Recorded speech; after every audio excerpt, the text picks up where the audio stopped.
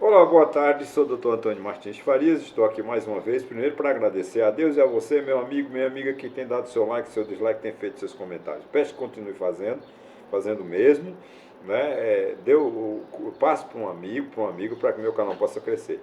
Eu deixo aqui também o meu endereço, meu telefone, meu e-mail e meu blog. Qual é a vantagem de você acessar meu blog?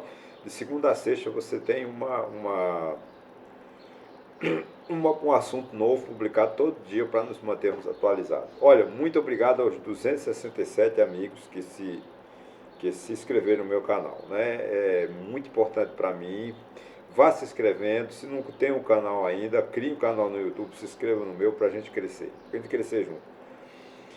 Hoje, gente, é uma preocupação que eu sempre me preocupo com o futuro. Né? Eu não vivo achando que o passado deve voltar. Eu sou fã do passado como história, mas não como vem, como um fato em si, né?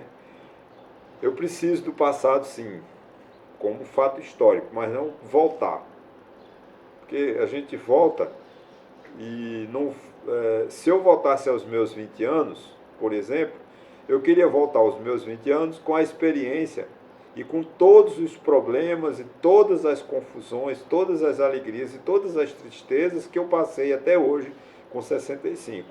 Porque se imagina, eu volto a ter 20 anos, eu vou ter que passar por tudo do que eu passei, né? Vai ser, eu prefiro não, então eu prefiro não voltar a 20 anos. Viver feliz nos meus 65 e se eu pudesse voltar aos 20, que levasse também as tristezas e as alegrias, que formaram a minha vida. Né? Mas o assunto em si é o seguinte: me preocupa muito o futuro com relação ao desemprego. O governo Bolsonaro está fazendo uma festa porque ele reduziu o número de desempregados. Né? Parece que agora está 8,6, está muito baixo realmente. Mas tem uma coisa que me chama a atenção, porque o IBGE, Instituto Brasileiro de Geografia e Estatística, quando ele calcula o número de desempregados, ele considera aquela pessoa que está procurando emprego de 3 a 6 meses. Se você está há mais de ano desempregado, ele lá não leva mais em consideração. Então, o que ocorre? Cada vez mais o IBGE diz, o número de desemprego está reduzindo, mas ele não mostra, ele não aponta que muita gente está há mais de 2 anos, 3 anos tentando se reenquadrar, se recolocar no mercado de trabalho. Isso é muito triste. Não é só pessoas idosas. Geralmente diz, o mercado de trabalho não absorve pessoa idosa. Porque a pessoa idosa no mercado de trabalho do Brasil não tem vez. Porque o brasileiro é muito preconceituoso. O brasileiro ele é racista. O brasileiro ele acha que só o jovem ou a jovem é que pode trabalhar, que tem energia. Que uma pessoa passou de 50, passou dos 40, para o mercado de trabalho no Brasil está liquidado. Isso é uma cultura nossa, não adianta ficar com conversa fiada. Você passou dos 40, você está fora do mercado de trabalho. Você vê, eu me lembro, né, um exemplo de uma grande emissora de televisão, que ela tinha jornalistas antigos, jornalistas dos anos 50. Vê se ela tem mais. Ela mandou embora todos. E esses jornalistas estão aonde? Estão uns tentando através do YouTube, como eu, criando canal lá no YouTube, claro que muito mais sofisticado que o meu, porque eles têm capacidade para isso, né? Essa grande TV, ela contrata agora meninos e meninas, rapazes e moças, jovens, para passar a mesma informação que o idoso. Mas o idoso ainda podia ser, até por mais conhecimento. Essa é uma realidade. É uma realidade. O mercado de trabalho, para o idoso, não existe. As cidades, na verdade, não foram feitas para as pessoas idosas. Eu não sei qual é. Eu me lembro que quando eu estudei algumas histórias, que tinha um país que a cultura era quando a pessoa envelhecia, o filho levava ele para um deserto, no mar de fim, né? para ele morrer congelado lá, morrer, para o pai morrer, para ele voltar, para não voltar mais para casa. E um dia foi o filho, foi levar o pai, mas quando também levou o neto, né? Aí quando chegou lá, o avô, né, tirou a roupa e ficou andando nu. Aí deu a roupa ao neto e disse: tome, filho, leve isso aqui para quando você trouxer o seu pai, você vestir nele. Você vê, a pessoa, ele sabia, esse senhor, ele sabia que ia morrer de frio, mas para ele não importava, porque era costume daquela época. As pessoas se desfazerem dos idosos, jogando que eles morressem no deserto de fome, de sede ou de frio. Aí fica essa história, qual é a conclusão dessa história? É que o amor, né, suplanta todas as diversidades. Aquele senhor, né, vendo que ia morrer, entregou a roupa para que o neto, quando fosse levar o pai, o filho, caso o filho dele, o amparasse. Essa é uma realidade nossa no Brasil de hoje. O Brasil não tem, o país, o mundo, não tem lugar para o idoso. Não tem lugar para o idoso no mercado de trabalho.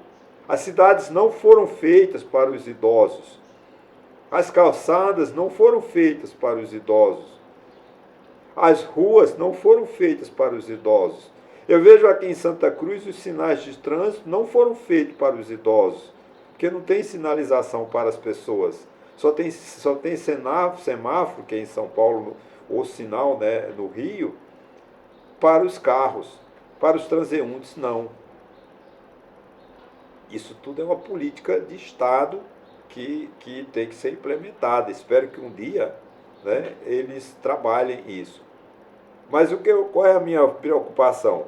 É que o número de pessoas, né, voltando a pesquisa, é que eu estou lendo aqui no Estadão de São Paulo, né, a edição eletrônica do dia 22, né, de novembro de 2022, uma preocupação que a redução contínua da taxa de desemprego e a recuperação persistente na renda média obtida pelas pessoas ocupadas são indicadores mais marcantes da melhora notável do mercado de trabalho dos últimos meses. A persistência de altos índices de trabalhadores informal.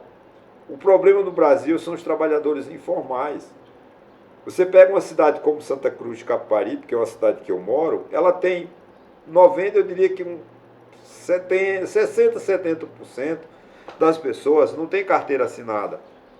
São pessoas costureiras autônomas, bordadores autônomos, motoqueiros autônomos, que eles não têm amparo da Previdência Social.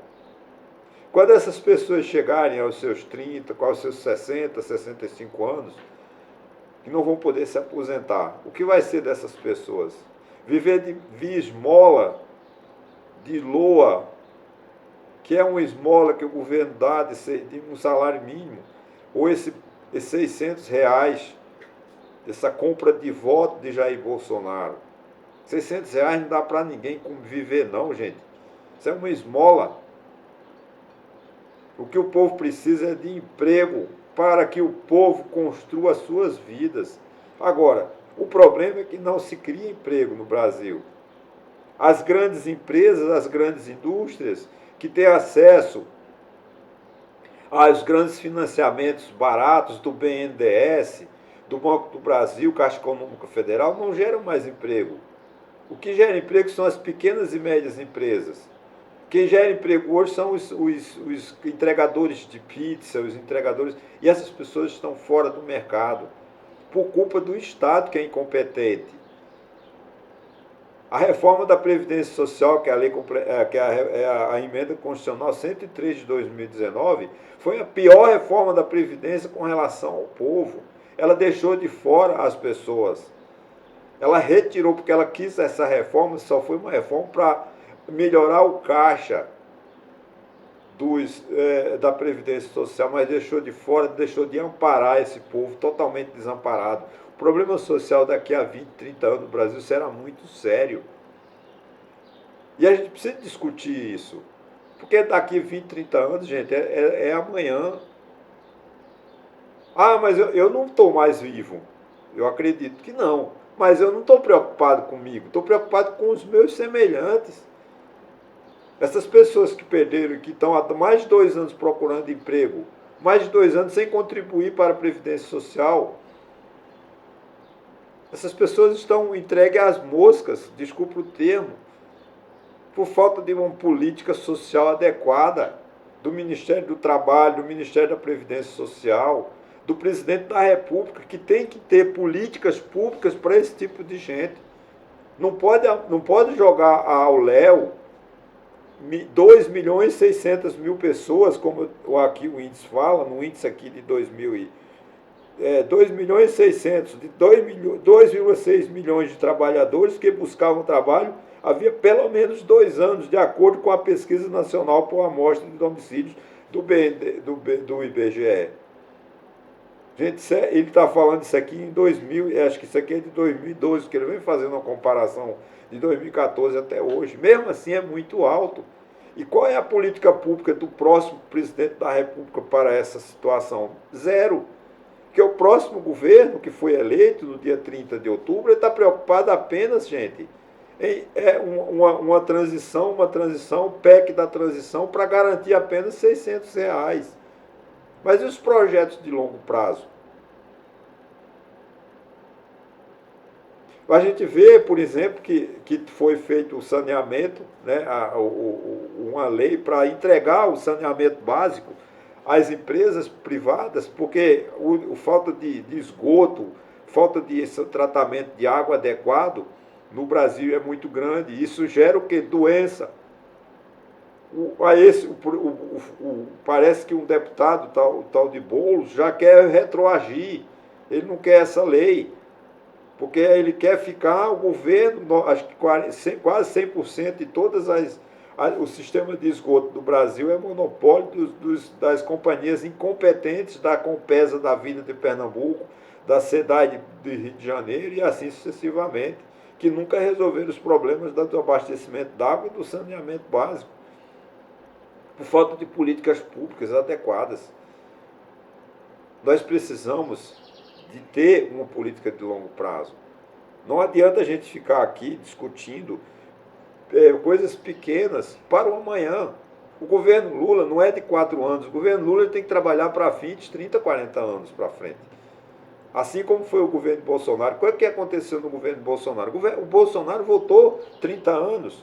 O Bolsonaro queria fechar o Congresso, o Bolsonaro queria desativar os ministros do STF, caçar o mandato dos ministros do STF, para ele fazer o que ele quisesse. Foi um governo que governou para trás. Bolsonaro não olhou para frente. Ele está usando agora, dando emprego para amigos, entregando embaixadas para amigos da esposa dele, entregando empregos para companheirinhos, para amiguinhos. Isso não é governabilidade. Isso é falta de respeito. Então, a minha preocupação é essa, da gente entender, né, que essa questão do desemprego é muito séria. A gente precisa de política pública que traga, que resgate a dignidade, gente. Porque um ser humano ele só é digno quando ele tenha, ele tenha um lar, um emprego e o que comer de dia, pelo menos 2 refeições por dia.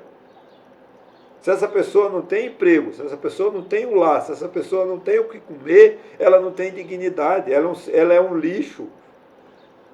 E está cheio de gente no Brasil que não tem essas coisas. O direito a um lar, o direito a um emprego, o direito a ter uma saúde. E nós não estamos fazendo nada para mudar essa estratégia. Estão se discutindo, gente, esse tal de teto de gastos. Gente, esse teto de gastos é uma enganação. O teto de gasto é importante?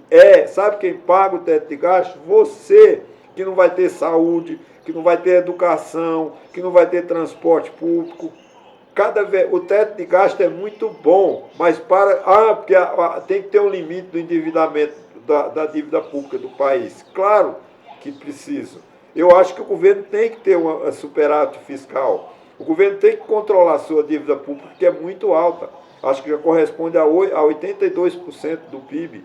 a nossa dívida pública. Mas não é criando teto de gasto para lá, teto de gasto para cá. O que a gente precisa é de política pública que resgate a dignidade do nosso brasileiro.